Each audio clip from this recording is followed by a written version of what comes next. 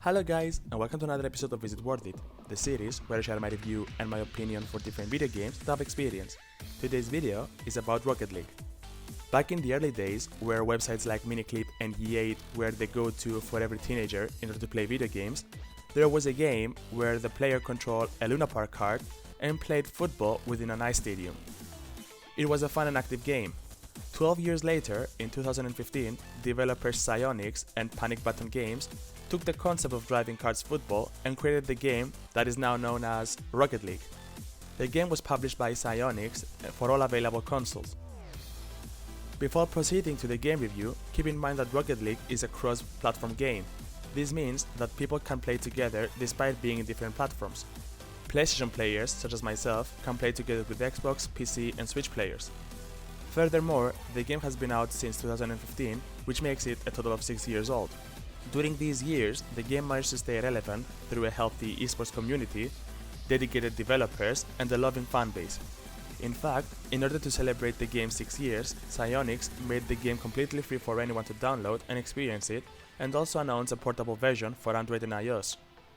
Rocket League is a sport game where cars shoot a giant ball, or simply put, kart football. The purpose of the game, as you may have guessed, is to score as many goals as you can on the enemy's goal and have more than them.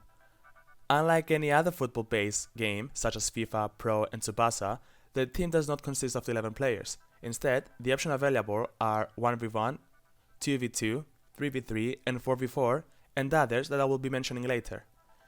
The gameplay of Rocket League is easy to new players. However, if you want to proceed in becoming a very good player, you'll need to dedicate a lot of time. Similar to Dragon Ball FighterZ, which I reviewed in the past, it's an easy game for beginners to pick up, but in order to proceed you'll have to play and learn more stuff. But let's see the buttons. L3 is used to control the car and L3 is used to control the camera. Triangle when pressed locks your camera to the ball, and when pressed again allows you to freely look around. R2 is the button that the cars use to start their engine. In other words, always press the button to move. Circle is the button used for boosting. The players can boost to move around quickly. Square is the handbrake that can be used to slide, drift or even drive in reverse. X is used to jump in the air, and pressing X again will make the car to do a spin. This is mostly used for shooting the ball. However, using L1 or R1 on the air will cause the car to spin sideways.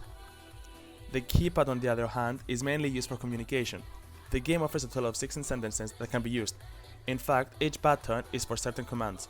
For example, down has 4 commands in regards to apology, left is for complimenting, right is for reacting, and up is for information. Last but not least, the touchpad is used to insert text of your own liking. In the field of Rocket League, there is these golden shaped balls that will give the player boost when hovering above them.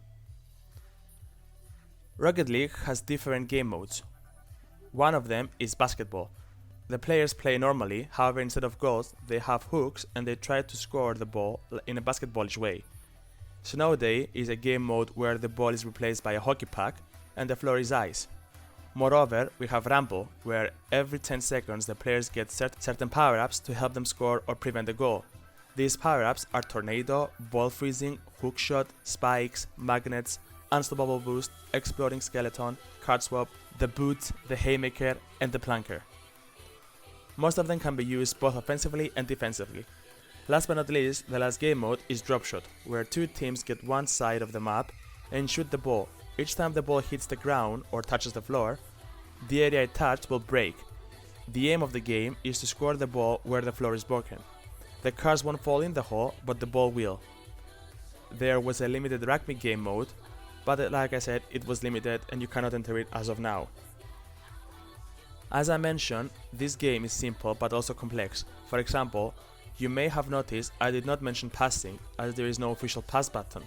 Skillful players, however, have found a way to pass the ball around.